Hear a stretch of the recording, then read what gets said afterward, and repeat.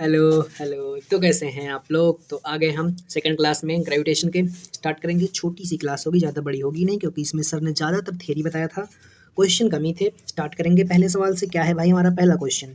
दो identical sphere है, मतलब जिसका आइडेंटिकल मतलब सेम, उन दोनों को कांटेक्ट में रखा। अगर रेडियस जो है वो एक स्फीयर की स्मॉल आर है तो ग्रेविटेशनल अट्रैक्शन बताना है दोनों के बीच में। तो क्या करेंगे, आप सीधा लिखेंगे F is equal to G M M upon R square, और F inversely proportional to R square, और ये टिक मार के आएंगे। और वो गलत होगा। क्यों गलत होगा?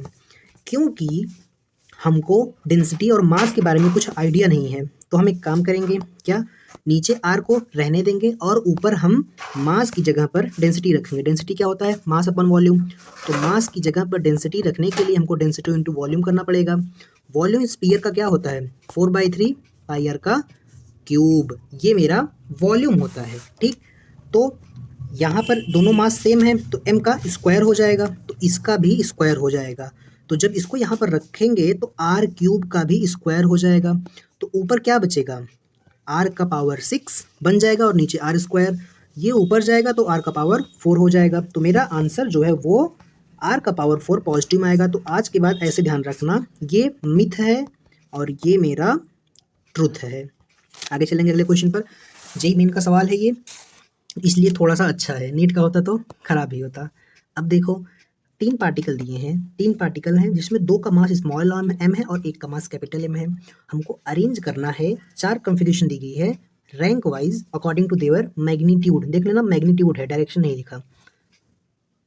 और लीस्ट से ग्रेटेस्ट, मतलब सबसे कम फोर्स किस पे लगेगी, सबसे ज़्यादा किस पे लगेगी, ऐसे हमको अरेंज करना है। तो पहली वाले पे देखो, कैपिटल एम यहाँ पर है, तो इसकी वजह से जो इन दोनों के बीच फोर्स लगेगी, let suppose M, F M नहीं एफ मान लेते हैं। और फिर इस दोनों की वजह से इन दोनों के बीच जो फोर्स लगेगी वो क्या लगेगी? देखो डिस्टेंस बढ़ गया तो ये लगेगी। डिस्टेंस देखो, जब बढ़ गया डिस्टेंस कितना हो गया? 2r। तो एफ, ये 2r बढ़ गया तो क्या फोर्स 4 टाइम कम हो जाएगी।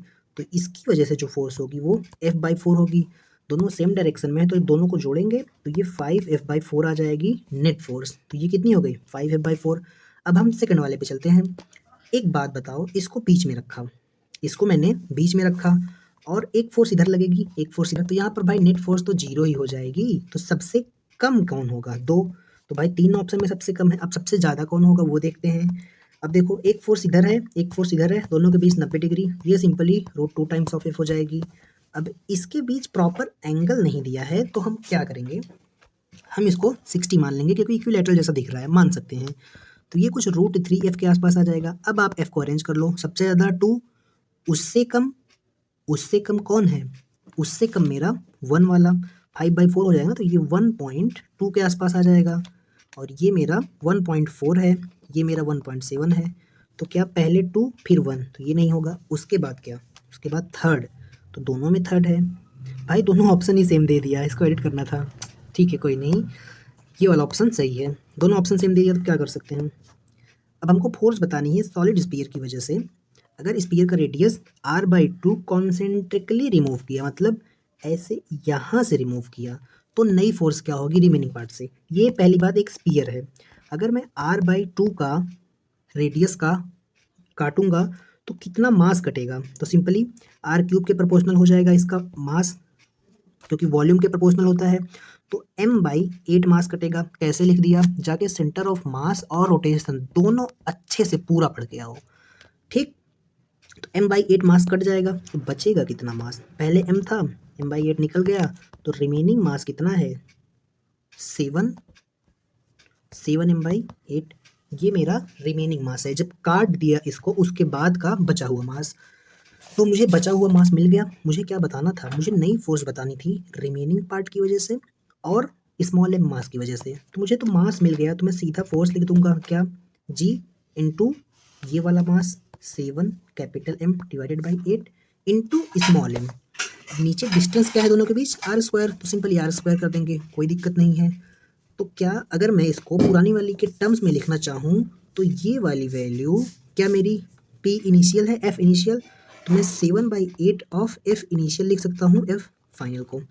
आगे चलेंगे अगले पॉइंट पर। अब देखो दिक्कत इसमें ये है कि इस बार मैंने मास जो है वो यहाँ से काटा, तो जो फोर्स होगी complete sphere of mass F है, रिमेनिंग पार्ट का मास बता, point mass spear radius r/2 का रिमूव किया, such as their circumference common as shown in figure. तब यहाँ पर हम क्या करेंगे, ये नहीं अप्लाई कर पाएंगे। क्यों? क्योंकि इसका हमको सेंटर थोड़ी पता है कि कहाँ पर इसके मास को मानेंगे, हम सेंटर ऑफ मास में मानते हैं। तो यहाँ पर न्यूटन्स लॉ ऑफ ग्रेविटेशन नहीं वैलिड होगा इस रिमेनिंग के लिए, लेकिन जो मास निकाले हैं उसके लिए तो वैलिड होगा। तो कितना मास निकलेगा, m/8 मास निकलेगा। तो क्या मैं लिख सकता हूँ कि F जो रिमेनिंग पार्ट का होगा वो फोर्स कंप्लीट का माइनस फोर्स जो डिस्क मैंने रिमूव किया उसका। कंप्लीट का फोर्स कितना होता है भाई, G capital M small m divided by r²। और जो मास निकाल दिया है उसका कैसे लिखेंगे बताओ, सिंपली G लिखेंगे, कैपिटल M लिखेंगे जब ये पहले जुड़ा था तब, और अब जब निकाल दिया तब स्मॉल m, और r जो होगा वो r माइनस r/2 का होल स्क्वायर होगा। ऐसे इसको लिखेंगे। आगे चलेंगे अगले सवाल पर। ये देखो हमको x डिस्टेंस बतानी है, हमको ये डिस्टेंस, ऐसी डिस्टेंस जहाँ पर ग्रेविटेशनल फील्ड इंटेंसिटी जीरो हो। ग्रेविटेशनल फील्ड इंटेंसिटी होती क्या है, फोर्स अपॉन यूनिट मास ही होती है। तो जहाँ पर फोर्स जीरो वहाँ पर इंटेंसिटी जीरो। फोर्स कहाँ पर जीरो होती है, तो ये हमने पिछले लेक्चर में ही किया था, यहाँ पर जीरो होती है। तो क्या मैं यहाँ पर ये लिख सकता हूँ, हाँ भाई एक्सप्रेशन ही मेरा वही आ गया, x स्मॉल मास से होगा, इस बात का ध्यान रखिएगा। अब यकीन करेंगे ये नीट का सवाल है, रिसेंट पिछले 1-2 साल में पूछा है। मुझे इंटेंसिटी बतानी है जो कि F/m होती है, फोर्स दिया है 45, ये दिया है 1.5, डिवाइड करेंगे तो सरल से डिवाइड करने के लिए 1/3 को 3/2 लिख सकते हैं, 2 ऊपर चला गया तो ये हो गया 90 डिवाइडेड बाई 3, और 3 3 दिया 90, तो फर्स्ट आंसर। आगे चलेंगे, 2 पॉइंट हैं m और 2m, तो मेरे n की वैल्यू जो है वो 2 आ गई। d डिस्टेंस पर है तो हमको फील्ड बतानी है जीरो, कहाँ पर होगी, जहाँ पर फोर्स जीरो। उसके लिए हमको क्या करना पड़ेगा, उसके लिए हमको x निकालना पड़ेगा, d डिवाइडेड बाई √2 + 1। तो ये वाली डिस्टेंस स्मॉलर मास से होगी, मतलब फ्रॉम m। तो फ्रॉम m ये तो नहीं है, और ये वाला आंसर मेरा मैच हो गया। आगे चलेंगे अगले सवाल पर। अब देखो मुझे बताना है इंटेंसिटी, अगर इसको काट दिए, काटा है, ये पहले का नहीं है, ये पहले का है, ये बाद का है, ये पहले का है, ये बाद का है, ये डायग्राम ही नहीं होना चाहिए था। तो रिलेशन बताना है, अगर इससे I निकल रहा है I1, इससे I2 निकल रहा है, तो वो दोनों बराबर होगा। क्यों? क्योंकि हमको पता है स्फेरिकल सेल में जो मास इंटेंसिटी होती है वो अंदर कहीं किसी भी पॉइंट पर जीरो होती है। तो अगर इसको जीरो होना है तो इसके इक्वल और अपोजिट ही इसको इंटेंसिटी देनी होगी, इसीलिए ये एकदम स्ट्रेट लगेगा और इक्वल और अपोजिट लगेगा। तो मेरा I1 I2 आ जाएगा। अब हमको I की डायरेक्शन बतानी है, क्या बताएंगे बताओ, इस पॉइंट से ये तो ये ऊपर वाले तो होंगे नहीं, नीचे साइड होगा। अब कन्फ्यूजन होगा ये और ये में, भाई सेंटर की तरफ नहीं होगा, यहाँ पर होगा। कैसे? आप इसको अज्यूम कर सकते हैं एक दूसरा यहाँ पर ऐसे रख के, तो जब इसको बैलेंस करना होगा तो ये वाला इसको इक्वल एंड अपोजिट में बैलेंस कर लेगा। तो मेरा I4 वो आंसर होगा इसका। आगे चलेंगे अगले सवाल पर। अगला सवाल क्या है भाई, कहाँ गया, एक फ़ोन है मेरा, एक फ़ोन है और एक पेन है, दोनों के बीच मुझे बतानी है फोर्स। अरे भाई क्या लिख रहे हो तुम, फोर्स बतानी है, फोर्स F = G/m/r²। तो मुझे एक बात बता दो, ये सेम होंगी या डिफरेंट होंगी? भाई ये सेम होंगी। क्यों? क्योंकि दोनों m का मल्टीप्लाई होगा। एक सेकेंड, एक्सेलरेशन दोनों का। इस क्वेश्चन में थोड़ी सी एडिटिंग कर देनी चाहिए थी। क्या? ये कि इसमें आपस की वजह से फोर्स नहीं बताना है, हमको इसमें अर्थ की वजह से लगने वाला फोर्स बताना है। रुको एडिट कर देता हूँ, एक सेकेंड। अब ये सही हो गया। क्यों? क्योंकि आप सेम वाला टिक कर देते, अगर इन दोनों की वजह से फोर्स बताना होता, क्योंकि दोनों का मास मल्टीप्लाई हो जाएगा, लेकिन हमको फोर्स बताना है अर्थ और फोन के बीच, पेन और अर्थ के बीच। ठीक, तो जिसका मास ज़्यादा, इसका मास ज़्यादा है तो इसका फोर्स ज़्यादा होगा, अर्थ जो इस पे लगाएगा, और ये जो अर्थ पे लगाएगा, और ये कम होगा, तो ये डिफरेंट आ जाएगा। आगे चलेंगे, gravity free space does not mean gravitational free space, true या फॉल्स? ये बात ट्रू है। आगे चलेंगे नेक्स्ट क्वेश्चन पर। हमारा अगला क्वेश्चन क्या है भाई, डेंसिटी प्लेनेट की डबल कर दी। प्लेनेट की जो डेंसिटी है वो डबल है किसके, अर्थ के कंपेयर में, और रेडियस प्लेनेट का 1.3 मतलब 3/2 कह सकते हो इसको, टाइम्स है अर्थ का। तो एक्सेलरेशन ड्यू टू ग्रेविटी बताओ सरफेस ऑफ प्लेनेट पे, कैसे निकालेंगे? ऐसे निकालेंगे कि मेरा जो एक्सेलरेशन ड्यू टू ग्रेविटी होता है वो किसके फॉर्म में, डेंसिटी और रेडियस के फॉर्म में ये होता है, डायरेक्टली प्रोपोर्शनल। ये मैं कह सकता हूँ।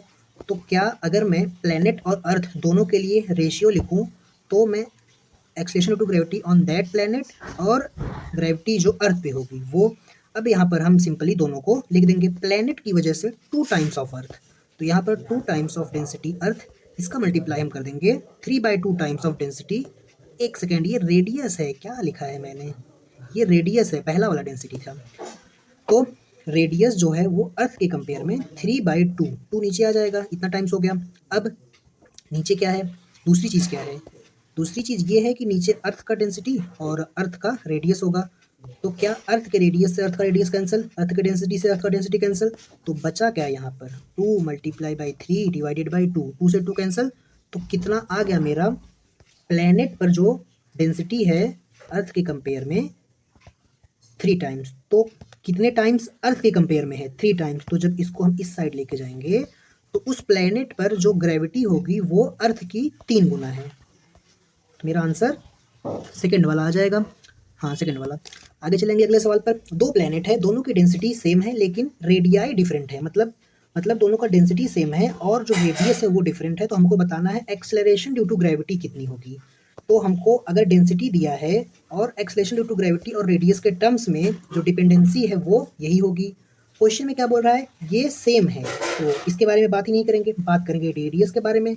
तो जिसका रेडियस ज़्यादा उसकी एक्सेलरेशन ड्यू टू ग्रेविटी ज़्यादा। तो ऑप्शन पढ़ते हैं, greater on the larger planet, बताना क्या है, acceleration due to gravity greater उसकी होगी जो प्लैनेट बड़ा होगा, मतलब जिसका रेडियस ज़्यादा होगा, इसलिए हमारा ऑप्शन थर्ड होगा। खत्म हमारे सारे क्वेश्चन आज के, मिलते हैं अगली क्लास में, तब तक के लिए ओके बाय।